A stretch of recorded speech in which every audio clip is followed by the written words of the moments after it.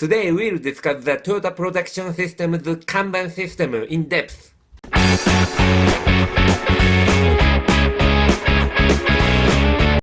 Hi, this is Mike Negami, Lean Sigma Black Belt. In the last video, I said that the Kanban system is a tool for achieving just-in-time.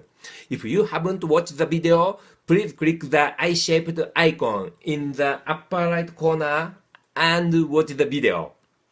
Taiichi Ohno, who is called the father of the Toyota production system, said, "The Kanban system is important, but it is simply an operational method to realize just-in-time. So if you imitate only Kanban in a factory, your people will be confused. Before starting the Kanban system, you have to make a proper operational flow throughout the factory. Also, without understanding the concept of Toyota production system, there is no point in using the Kanban system." Let's discuss the Kanban system while grasping this point.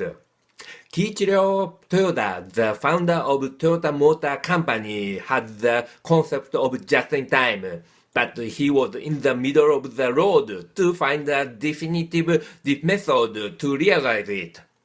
During that time, Taiichi Ohno was appointed to establish process reform to realize just-in-time and went to the United States for factory tours to Ford and GM. However, he gained a hint for reform. It was not from their factories, but from a supermarket.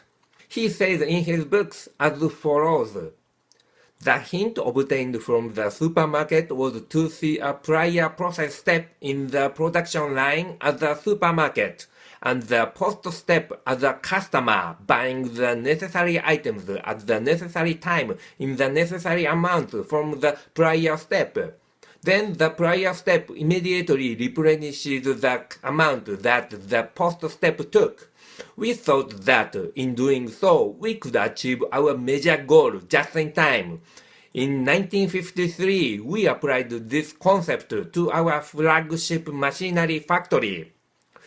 Production methods at that time were to produce as much as possible if there were materials and necessary parts available for each process.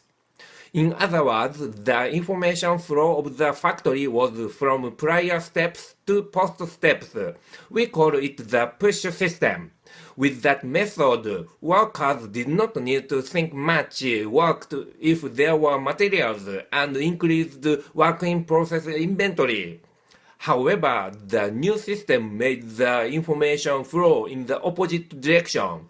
Then workers in a prior step work while looking at the flow of the post step. In other words, the new system broadened their horizons and reduced the work-in-process inventory along the work line. At that time, Toyota called that system the supermarket system. Now we call it the pull system. At that time, the good flow of the new system had increased, but a new problem occurred. Post steps sometimes used more inventory than the prior steps expected, and many steps ran out of inventory. Because of this situation, the Kanban system was invented. Kanban is a card that describes when, where, what, and how much was used. This is a conceptual diagram of the Kanban system that Toyota made. There are two kinds of Kanban: the production instruction Kanban and the parts retrieval Kanban. Let's see the operational flow of parts retrieval Kanban first. 1. The part retrieval Kanban is removed when operator uses parts brought from the prior step.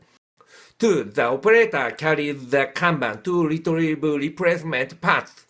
3. The operator removes the production instruction Kanban and replaces it with the parts retrieval Kanban. 4. Parts displaying the parts retrieval Kanban are transported to the next process. Next is operational flow of production instruction Kanban A. 1. Production instruction Kanban is removed when an operator retrieves parts. 2. Only the exact number of parts indicated on the Kanban are produced. 3. The Kanban is attached to the newly produced parts ready for the next process. These two kinds of Kanban flow all over the plant. That was the explanation of the Kanban system. You may not use Kanban in service operations, but the idea of the supermarket system or the pull system most certainly can be applied. Thank you very much for viewing. Please click the subscribe button. Also click and watch my other related videos. Thanks.